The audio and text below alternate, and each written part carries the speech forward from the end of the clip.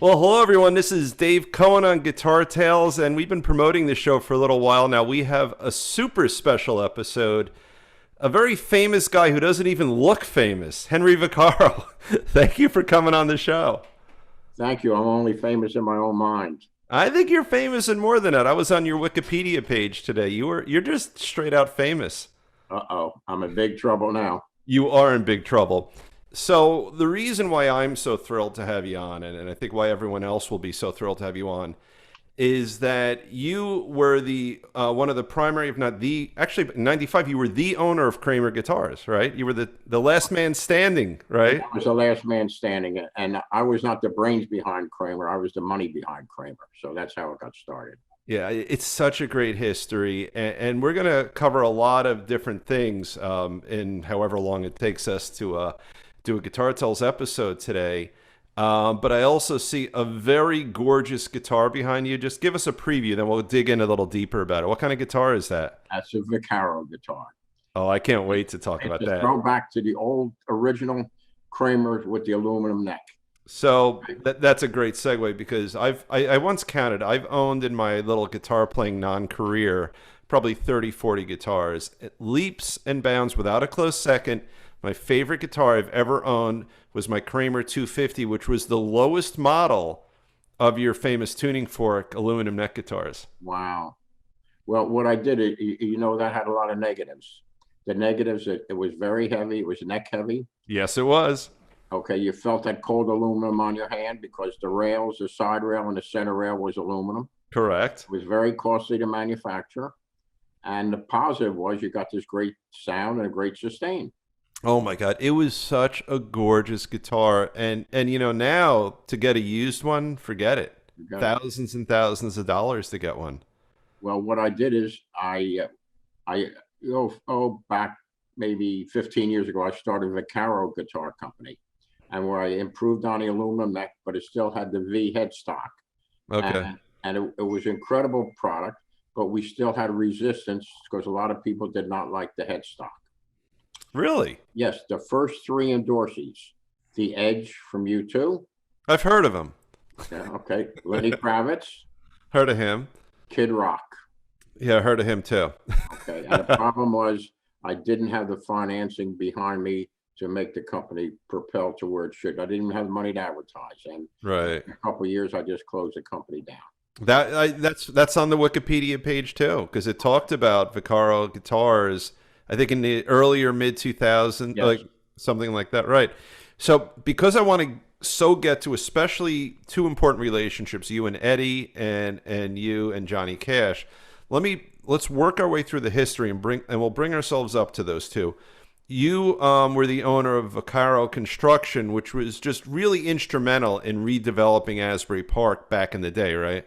Yes, I was the guy that put the whole redevelopment together in the 80s. And from what I understand, billions of dollars in real estate you developed in your name, right?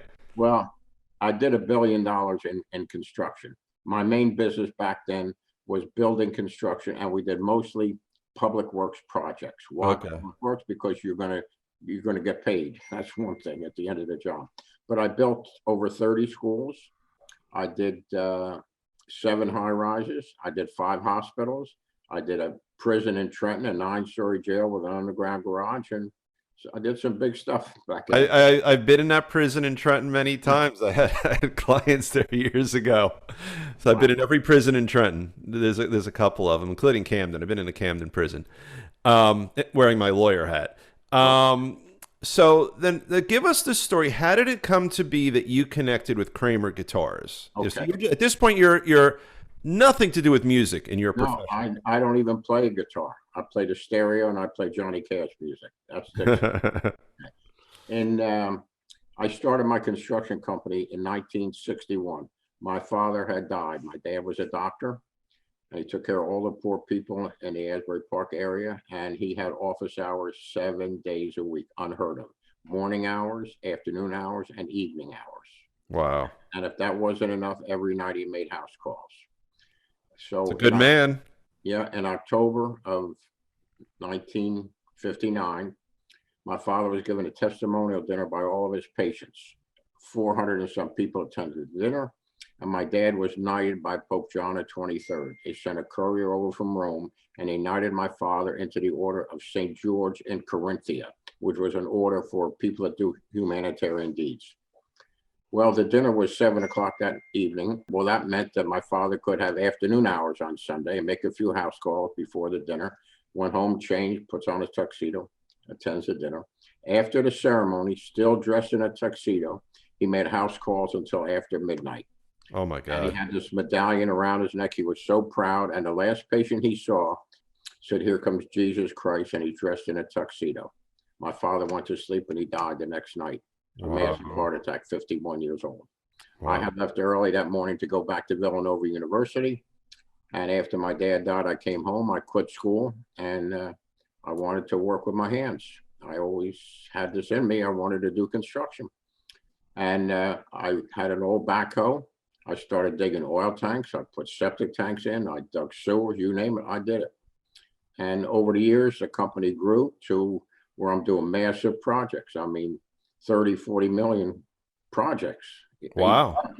How quickly? So from you, it wasn't that quick. It took several years, but it took a lot of, I worked like my father. Our family has a work ethic.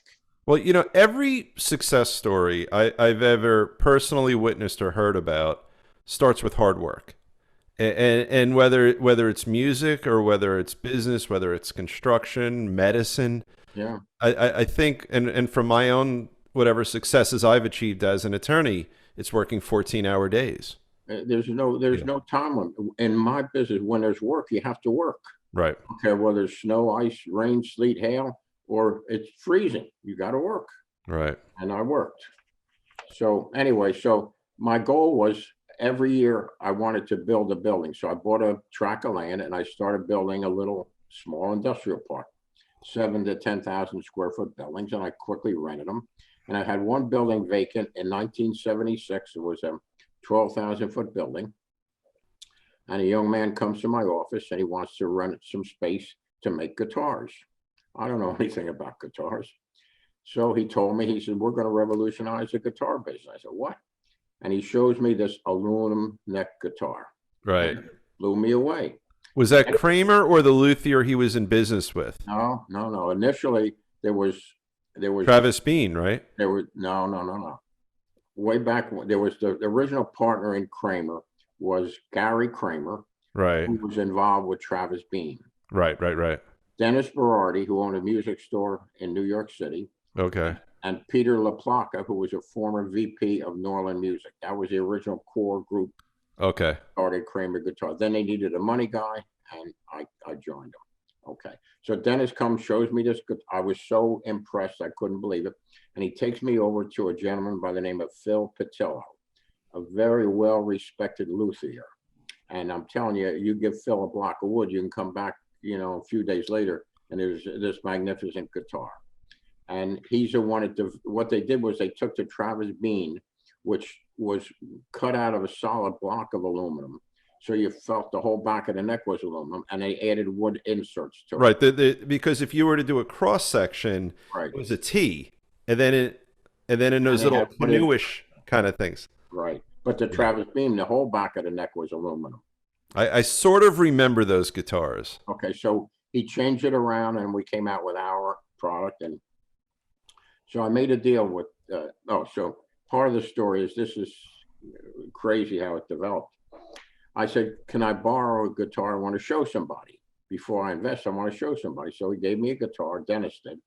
And I had a construction superintendent named Bill Ryan. Bill had a son, Billy Ryan, who played with Bruce Springsteen in one of the original bands back in the day. From Freehold, when he was still living there. Yes. Well, Bill Ryan lived in Allenhurst, and his son. Next door, right. So I gave him the guitar, and he comes back. He says, the next day, he said, "Wow," he said, "this thing is incredible. It's got this great sound, this great sustain." He says, "It needs to be tweaked." He says, "I'll be honest with you, it's heavy, but he said, I really think you got something." So now everybody's getting ready to go to a trade show. It was in July. That's the NAMM or NAMM show. Yeah. It was in July in Chicago. Back then, they only had one NAMM show a year, usually in Chicago. And then later, they had a winter show in Anaheim, and Anaheim grew so big that Anaheim became the main show, and then they would have a smaller show now in Nashville. Right. So Dennis says, I think we can sell $100,000 in guitars. Now, bear in mind, this is back in 1976. That's a lot. Yeah. I said, hey, I says, if you can make that sales number, I'll put the money in the company. Now, the show, I believe, lasted like from a Wednesday through Sunday. So maybe Thursday or Friday, I get a frantic call from Dennis. Henry, we're the hit of the show. You really got to get out here. Okay, well, Dennis got the first endorsee, which was Stanley Clark. Oh my God. Renowned bass player, and he loved the School days. I was just playing that on my phone the other day. Okay, so now my secretary gets me a seat. I fly out to Chicago, and I could not believe this place. I mean, this is like, I don't know, maybe it's 100,000 square feet exhibition hall, loaded with people, loaded with musicians, exhibits. I had never been to a trade show before, and it just blew me away.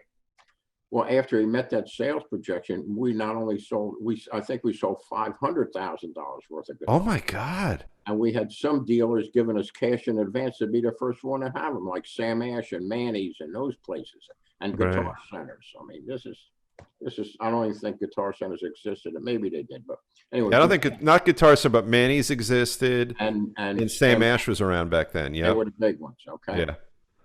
Well, I'm so enamored. I traded my ticket and I got a first class ticket going home. I said, man, I'm in big time.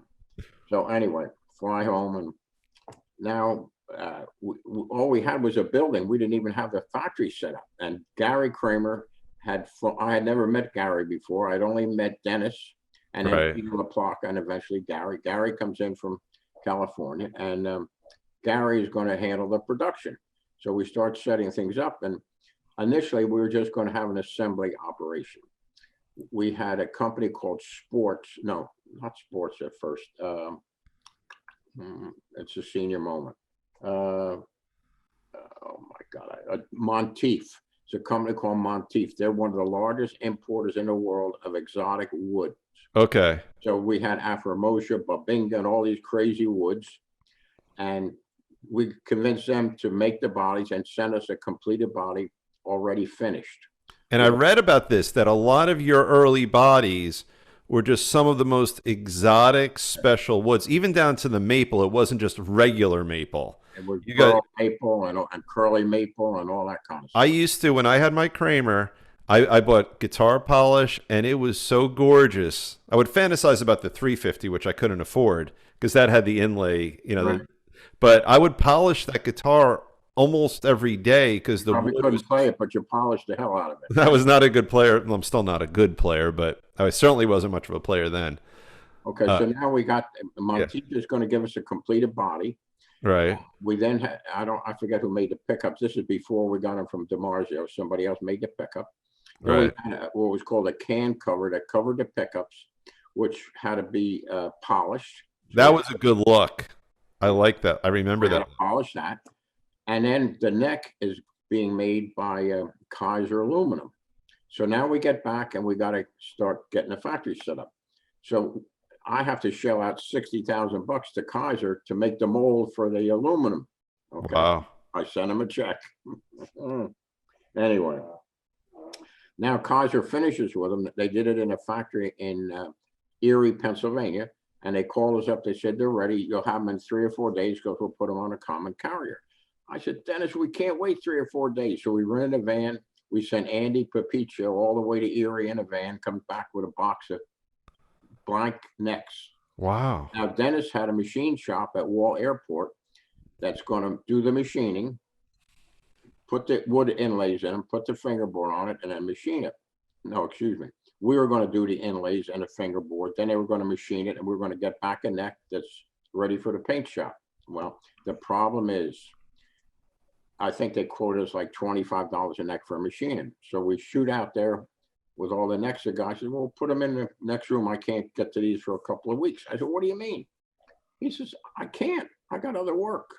And he said, by the way, the $25 price is going to cost you a lot more because I've been experimenting. And when I turn this on the lathe, a lot of the wood flies out and it rejects the neck. I said, oh, man. So Dennis says, what are we going to do? I said, Dennis, I learned a long time ago. If you're going to be in business, you have to be in business the right way. What do you mean? I said, we got to get our own machine shop. So I went to the bank, had a line of credit. Dennis hooked up with some guy in Philadelphia, and they flew down. They flew down in a little Piper Cub and took Dennis to Pennsylvania to look through these machines, then to Bridgeport to look at other machines. And he eventually comes back with a truckload of machines. Wow. We had the right machines, but the wrong model. Okay, we had a lathe, we had a milling machine, we had drill presses, we had cutoff saws, you name it. We had all this of sanders and buffers. I physically went over to the factory, which was about a half a mile from my office, drove a forklift over, unloaded this thing, and started helping them set up. Then we set it up, and then I built a room around it. I mean, everything was ready to go, except we were having all kind of problems.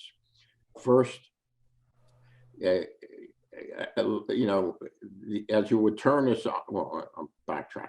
First thing you had to do was glue this. The neck was like the shape of a T. It had to be milled down. The headstock, because they had what was called flask on it. When you put it in a mold, 2 pieces of the mold come There's together. a little sticking around the edges, right? Yes, that all has to come off, and it's got. And you have to polish it. Well, the last thing you do is polish it, but then you got to mill it down to the exact dimensions. Then you have to glue the wood inserts in it, which were a square insert, and then you have to glue the. Weren't they triangle, the wood? Yes. Okay. Then you had to glue the fingerboard on, which was phenolic. You had to put it in a clamp and wait 24 hours. Then you put it on a lathe, and then you turned it at high speed. To buff it. Yes, the problem was the cutter is now cutting 3 dissimilar materials: the wood, the soft aluminum, and the ebony. And it's not ebony; it was an ebonol, right? Ebonol, which was a phenolic plastic. Right. So while it's cutting it, it's jumping like that, and that was called chatter, like that. So now when it came off the milling machine or off the lathe, you had to now sand all this shit out to get the chatter out. Wow. So it was smooth. Okay.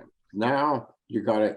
Now it's you got to take and put it in a paint shop, because you have to paint the wood inserts or put finish them anyway. Finish on, right? Yeah. But to finish them, that meant you had to take masking tape and mask the aluminum. And the edge of your fretboard, the ebonol. Right, the ebonol, the aluminum, very time consuming. So now you finished it.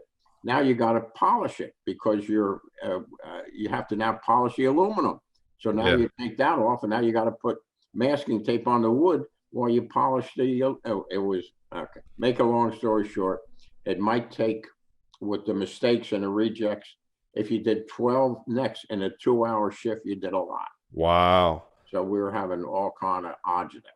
But the cool thing, the quality. I know it firsthand, and I know it from your story. The quality is through the roof on these things. It was all made right in Neptune, New Jersey, with craftsmen. Okay, so now we've got the finished body comes from Monteith. So by the time you put the neck on it, you put the fingerboard on it. I mean, not the fingerboard, the can covers and the pickups and all that. Well, if you scratch a damn thing, you got to take it all apart and send it back to Monteith, because we didn't have a spray booth. Wow. Finally, we eventually got raw bodies. We put a spray booth in, and it really was a learning curve at a very expensive cost, and it was my money. Wow. And it really, you created something that for any guitar player, even if they're new, it's iconic. And until I looked beyond your right shoulder, I would say it was never to be replicated.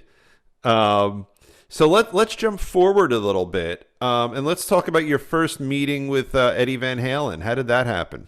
Okay, all right. Well, there's a lot in between, but I know. An awful lot. I mean, we could have a whole show. One thing was, we're losing money. The metal necks we're doing maybe a couple $1 million a year and losing 300,000 or 400,000 a year. Wow. And I mean, I'm getting really tapped out now. I've been taking money from my construction company to support this monster. And anyway, so now our biggest dealer back then was Guitar Centers. Right. Because now they are around. Well, I think they're by this time, yeah. I think they're going under Chapter 11, but whatever. Yeah. But Wayne Mitchell, who was the original owner of Guitar Center, the guy was a marketing genius. He really was, because what he found out was, I think they have, when you're doing advertising, it's called an area of dominant domain, I think is the technical term. In other words, you put $1 here, and the same advertising dollar would hit all of his stores. So Okay. $1, he's hitting 5 or 6 stores in that area, as opposed to, having a store in New York. Oh, it's called a DMA. I forgot all yeah. Something like that. So he was a genius that way. But another thing was, he had cash. And when you shipped, you got paid. And another thing he had no payables, and he had no warehouses. You would ship to individual stores as Oh, a wow. warehouse, and then they would pick it up. Okay. So, but you got to sell to them so damn cheap, you're trading dollars. Another thing I got to tell you about, back in those days, I don't know if you recall, the interest rate was through the roof. 17, 18% in some bad years. Yeah. It was really bad. And when I say bad, okay. So now we need money. So we went to a factoring company. And back then, the banks were not allowed to factor receivables, but each bank had their own side deal with some company that they controlled that factored, right?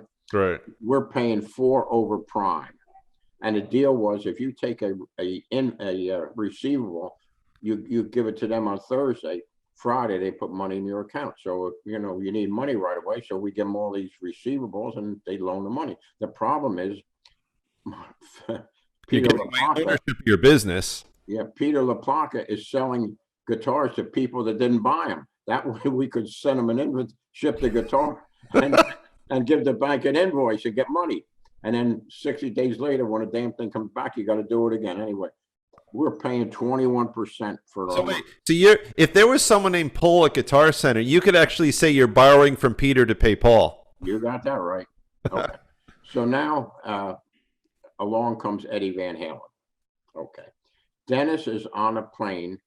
Back then, we had just signed a deal with a tremolo before the Floyd Rose. I think it was called a Rockinger. I read about it. I could be wrong. So, and somehow Dennis hooked up with Floyd Rose, and Dennis is flying to California to have a meeting with Wayne Mitchell from Guitar Centers.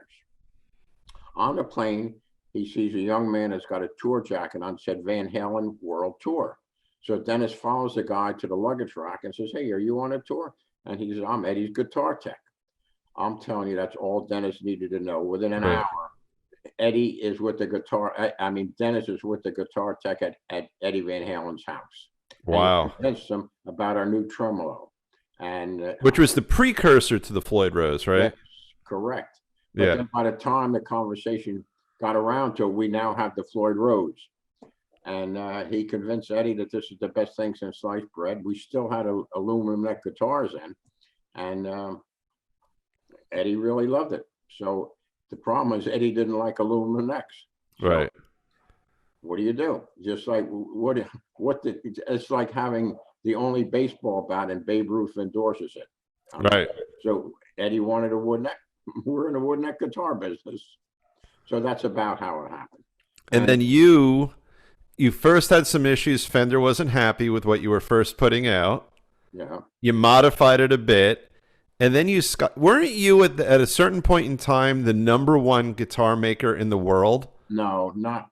Still behind Fender and Gibson? Okay. We were voted the #1. Okay. Guitar for the Practicing Musician magazine. They did a survey, and they said the #1 guitar over 500 in price, Kramer. The #1 under 500 in price, Kramer. So we had it all. Wow. Hard to take. And I have the magazine cover somewhere with that study on it. And Dennis was a genius as far as marketing. I mean, he was not a genius as far as running a business, but if you could control Dennis, the company would still be around today. So did you ever meet with Eddie yourself? With who?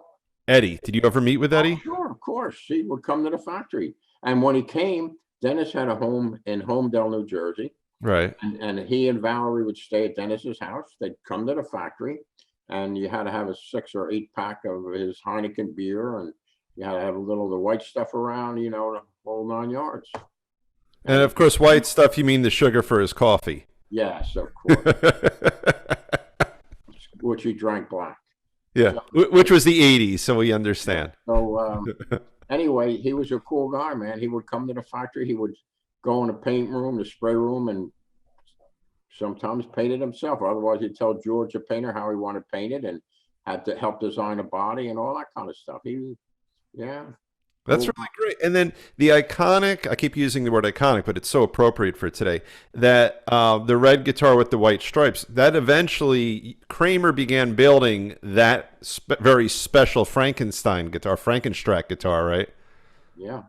That's amazing because that's, obviously you have, the Les Paul and the Strat and all that, but that particular guitar, the Frankencaster, what was it called? The Strat? I don't know, because it was a combination of a bunch of things. Right, but when Kramer took that over, that's one of the most famous guitars ever built. Really, Really.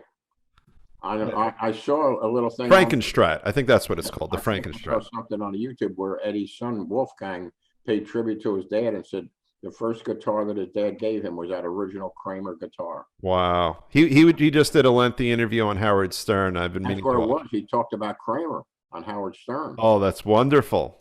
So you build this amazing legacy, and I don't know where it lies in your timeline. I know I have your book.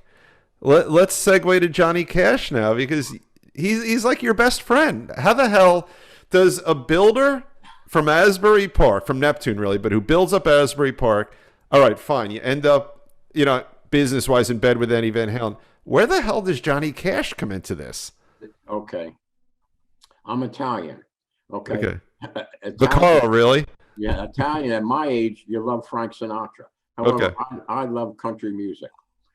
And this is back in 1955 and 56 when I first heard some early Johnny Cash songs. I'm just mesmerized. Then when I went away to Villanova, out of the Philadelphia station, every once in a while you hear I Walk the Line. And I just loved that sound. I said, this is incredible. So now, fast forward, the first Johnny Cash concert I went to was at the When you were serving in the Folsom prison, when you were serving time, when he gave the live concert in the prison, you were an inmate, right? I was. He was never in prison. He was in a couple of little county jails for drunk and disorderly, but never. But he gave that famous concert. He gave a concert in the prison. Oh, absolutely. That's what he did all the time. Oh, I didn't know that. Okay. All right, so go on. Okay, you didn't know that? I knew he did it. I didn't know he did it regularly. He did it at one concert at San Quentin. You know who was sitting in the front row? No. Merle Haggard. Really? Yeah, but he helped get Merle Haggard a pardon from Ronald Reagan. Wow. Okay, Merle Haggard was in the front row. Anyway, so I just love Johnny Cash music, and I think there was a place called Symphony Hall in Newark. I saw a concert. That was my first Johnny Cash concert. And then he would play regularly out at the Garden State Arts Center in Homedale, New Jersey. Know it well. Okay, meanwhile, I'm building a major hospital in Secaucus in the Meadowlands. Back then it was called Riverside Hospital. I think they changed the name to Meadowlands They Hospital. did, and then it got bought out recently. I know that hospital. Okay, well, it was initially owned by 5 doctors. It was a private hospital. Right. The money was raised privately, and it was owned by Dr. Cavelli and a couple other doctors out of Union City, and I built it. So I'm sitting in Dr. Cavelli's office, and he's telling me that the bank is making them get a management company to operate the hospital because they don't trust doctors to run a hospital. So he was interviewing a company out of Nashville called Hospital Affiliates. Okay. I'm looking through the book, and I see Dr. Nat Winston on the board of directors. Well, I had just read Johnny's autobiography called The Man in Black. Right. It talks about how Dr. Winston helped get him off the pill habit. He was a psychiatrist, and he would come to his house every day. June brought him there. So I arranged for Dr. Cavelli in Secaucus to call Nat Winston in Nashville to arrange for me to meet Johnny Cash backstage at the concert coming up the next spring at the Garden State Arts Center. Who the hell would think of doing that? That's fantastic. Do what you got to do. Okay. Now I show up and I meet him backstage at a reception, and I introduce myself as being in the guitar business. I want to have something in common. For the next several years, I never even knew I was a builder. Right. Henry the guitar maker. So it's funny. So, now I'm talking to him, and I said, hey, we got this incredible guitar with an aluminum neck. He said, what does it do? I said, you get this great sound. He said, well, look, we're staying locally at the Hilton Inn in Eatontown at exit 105. Yep. Why don't you come by there tomorrow morning around 9:30, and I'll introduce you to Marshall Grant and Bob Wooten. Okay. This is why there's a God up there.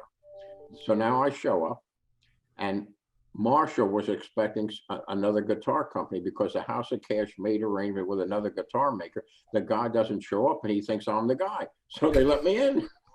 Incredible. So I start talking, and I guess I can be a good salesman too. I won't. Oh, you can. I won't put all that on Dennis Berardi. I can be a good salesman. Yeah. Well, within an hour, I've got him in my car, driving to the Kramer factory, which was only 5 miles away down the road. Right. And that night on stage, the entire Johnny Cash band played Kramer aluminum neck guitars. Wow. Bob Wooten played a custom Kramer that we made for him. Marshall Grant played a Kramer bass, and Jerry Hensley played a Kramer rhythm guitar. That's amazing. And then, more than a business arrangement, you got really close with Johnny, didn't you? Okay, yes, very close. I mean, I was at Paul Berta's funeral. You don't get any closer than that. No, you don't. Okay, so now I had a hobby, and the hobbies change over the years, but then my hobby was big game sport fishing in Bimini in the Bahamas. I had a captain down there, and the man was incredible. I would go down there just to be with this guy. I mean, Captain Jimmy Albury. I mean, a character out of a whatever you want to call it. I mean, just a real piece of work. But he held at one time. He had caught. He's the only man alive back then. Had 4 blue marlin over 700 pounds. Wow! What a fisherman. So anyway, I would go down there a couple of times a year, and I would take guests with me that I'm doing business with. I mean, they would never get a chance to fish in these waters. So anyway, I invited Bob Wooten and Earl Ball, Johnny's piano player, to go to Bimini. Well, we had the time of our life. The time of our life. And Bob hooks on a giant tuna, well over 1,000 pounds. And oh my God! Within 15 minutes, snaps the line, and he now is hooked. I mean, once you get that, you're hooked. Well, he couldn't stop bragging. So he says, Henry, why don't you ask Johnny? He would love this. I said, Bob, I'm too embarrassed, and I was. In some ways, I'm a shy person. I couldn't. Right. Now, I tell people I got to be friends with Johnny Cash through his stomach. He says, what are you talking about? Well, Johnny loved Italian food that you couldn't get in Tennessee. In fact, his housekeeper was right off the boat. She was married to the head of security, and I think the last name was Basilia or something. I'm not sure. But anyway, broken English and all that. And she was a great cook, but you couldn't get the ingredients out there. So there was a local deli called Peon Cones in Bradley Beach. And he had in the window the big cheeses hanging down and everything. He would make fresh bread every day. And anyway, I take a cooler and I would go over there and I get prosciutto, gabagool, fresh olive oil and homemade bread and prosciuttini. And I'd put it in a thing. I would get on Johnny's bus. We would sit down and they would eat because right after the concert, they're hungry. Right. So on the way either back to the hotel or the next venue, they're eating. So that was how that happened. So I'm on his bus maybe 6 or 8 months after the Bimini trip. And he says, Henry, come here a minute. He said, Bob is telling me about this place in Bimini. He says, I'd love to go there with you. I says, you would? He says, absolutely. He clears his calendar. He says, think I can go next June. Wow. Call up Captain Jimmy, got everything set. And we made 5 fishing trips to Bimini. Oh, wow. Time of our life. One was memorable. Back then, there was a seaplane service called Chalks out of Miami. You get on a seaplane, and 30 minutes later, you're in Bimini. It was incredible. Well, we're on this one flight, Johnny, myself, Bob, and a friend of mine, Gene Nito. And we had kind of a rough takeoff because you'd have to raise your feet up because the water's coming in the plane while it's going down the bay, right? So now we take off and we land in rough water in Bimini, and it's kind of shaking. So, and another funny thing, as soon as we got on a plane, we go down this little, not a runway, a concrete spillway into Biscayne Bay, and the captain starts to taxi and he shuts the engine off. I said, oh my God, what's wrong? He gets out of the cockpit and looks back. He says, we got a problem. He says, you two fat guys got to sit up here to balance the plane. Oh, that's hysterical. We had to move up to balance the plane, and he takes off. Anyway, he didn't know the one guy was Johnny Cash. I'm the fat guy, right? So we land in rough water, and Johnny gets off the plane. He says, Henry, he says, that was kind of a rough ride. would you mind if we flew back on a Learjet? No, that's okay with me. So he called his sister in Nashville, and they had a Learjet waiting to take us back.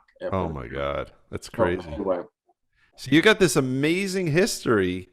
You got these celebrities, and the time on Guitar Tales always flies. I want to make sure we get time to look at that gorgeous guitar behind you. it's okay.